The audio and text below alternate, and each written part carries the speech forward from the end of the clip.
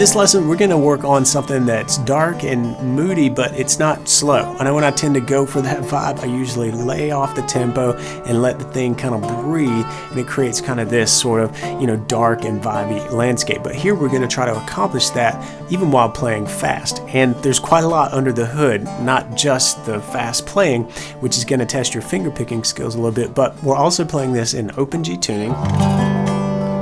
And we're playing it out of the key of D. And we're really just going to use the D chord. This entire thing is really over one chord. Two, I guess, if you want to get technical about it, but we'll get into that in just a second. And then, of course, we're playing some slide parts here, which even if you're used to playing slide, there's a little trick to this that might make it a little bit difficult. So this can be something that you can really work on and study, and it will help you get better overall when trying to reach for this style, reach for this sound, play some slide with some good country blues style finger picking. Let's get into it. First up, we're going to slow it down and let you have a look at the picking pattern. First of all, notice that I'm playing out of basically this D chord here, and I'm going to avoid the fifth string altogether because we want that sort of dark sound. And when we play that fifth string, which is tuned to G, we get a suspended sound, that more light and airy. That's not what we're going for. We're going to make sure and not hit the fifth string. Our bass is going to be this alternating 6-4-5, or 6-4-6-4 rather. Sorry, it's just the two D's alternating back and forth, and that to me really helps to create the dark vibe that we're going for here. I'm not playing with a palm mute, so I'm letting this ring. You get kind of this droning effect with the D and the octave here.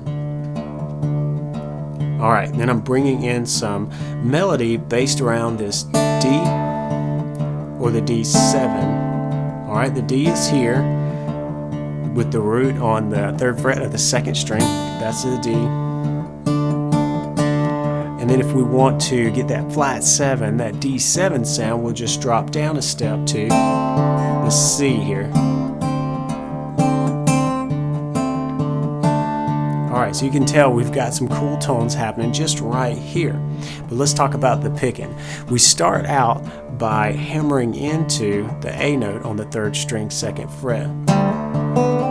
And we immediately move into a hammer-on from the open 2nd string up to that flat 7 note, the C note. Alright, pretty cool move. You can see we're starting to develop that sort of dark sound here.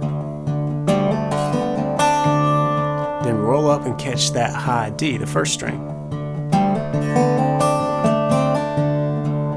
Alright, and then what we did was kind of work back to the A. Alright, did you catch that? And then we're going to hammer up from the C to the D. Really cool move. Let us know we're home. We're back at that D. We kind of feel a little tension there. We let it come home when we move up to D.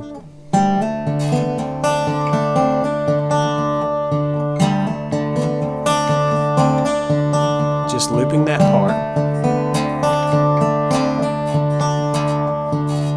Alright, and then we've got a little bit of a response to that.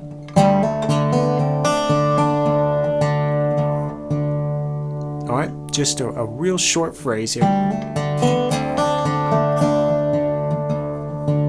They work together really nicely. Here's the complete pattern.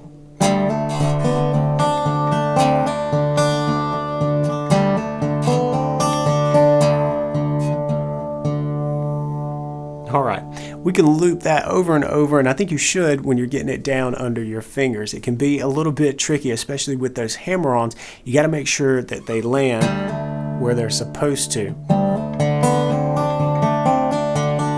Real nice and even. Alright, but we'll play through that. We'll call that one rhythm figure, and then we'll loop it. We'll play it twice before doing this. Sliding up to the 7th fret. And when I do that, notice that I've dropped my slide down. I'm not playing across all 6 strings. You could do that, but we want that dark sound, so I want that D bass, that low D bass and the octave ringing out. And to do that, you've got to make sure and keep your slide away from that 4th string. So I'm only covering half the strings here.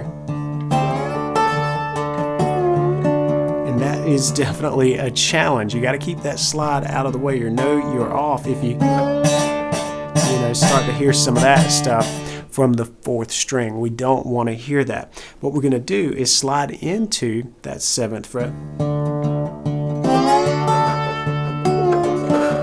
and simply play with a couple of the tones. And by the way, this is a D chord as well. This is a D major. We've got the D right here. That string hasn't changed when you compare it to standard tunings.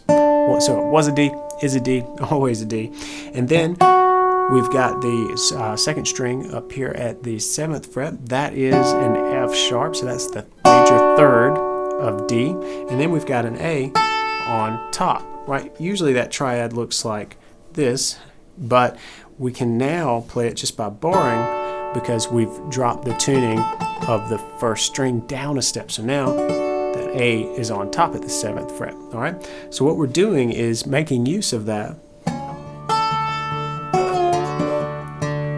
And we're making use of the classic minor 3rd to major 3rd move. In the blues, you hear that a lot.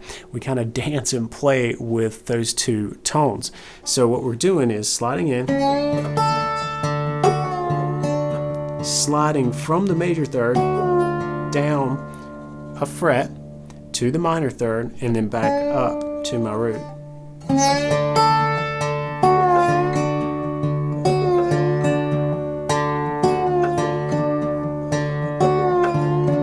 And I'm not really muting here, at least not with my picking hand. I am muting by laying these free fingers behind the slide really lightly on the string so that I get a nice clear note from these treble strings, but I'm not doing any muting with my picking hand. I'm just picking the notes and letting them ring, so you hear kind of this sort of sliding effect still happening on the 2nd string, even when I'm coming back up on the 3rd string. Here's what this sounds like. Hear how it kind of has on the 2nd string, you can kind of hear that note like kind of stretch and then come back.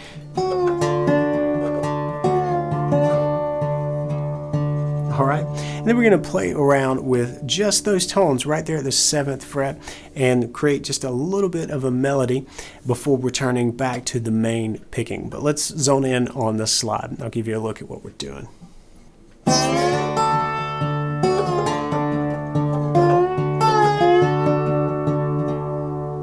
All right, so that 2nd phrase is sliding up from the minor 3rd to the major 3rd. And then catching the A on the top string. And then going back to that minor 3rd as we come home to the D on the 3rd string.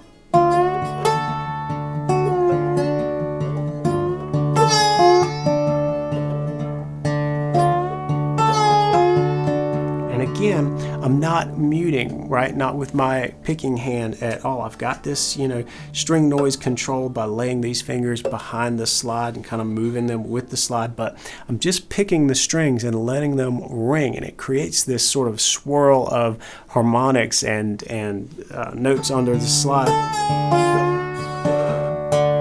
that to me kind of contributes to this sort of dark vibe that we're going for here. Now the other thing that we can do out of this position, keep in mind still a D, we haven't really changed the chord, D, D7, D, but we can climb the D minor pentatonic scale from A up to C and then D on the 1st string. That's the 7th fret, the 10th fret, and the 12th fret, right? Before returning back, maybe to our rhythm figure. But that to me is a nice way as we kind of climb through those notes to kind of finish off this idea up here. So we'll have something like this.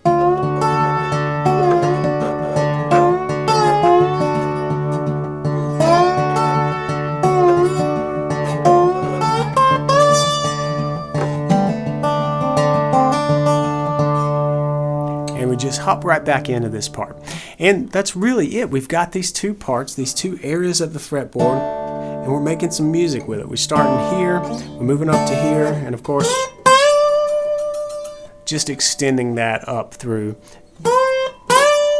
this high D note there. But to me, just looping this over really will help you get used to playing in a different key. This is not playing G while you're in open G, right? We even avoided the G note in this 5th string altogether. So we get some cool sounds by doing that. As I mentioned, there's definitely a lot going on here. This is not your beginner finger picker lesson. This is something to grow into, and there's absolutely nothing wrong with taking it slow. I've got this tabbed out for my premium members with the Sound Slice player, so you can slow it way down and get the notes under your fingers. I think this will sound really cool, even if you're playing it slow, but challenge yourself and keep moving up through the tempos. That's what I was going for here, and I was also trying to restrict myself from doing a bunch of chord changes. What can I do with really one chord voice? And this is what happened. And I think this is a fun little bit of a tune that might prove useful to you, might help you stretch your skills a little bit. So have fun with this, practice smart, and I'll see you in the next lesson. Until then, play on.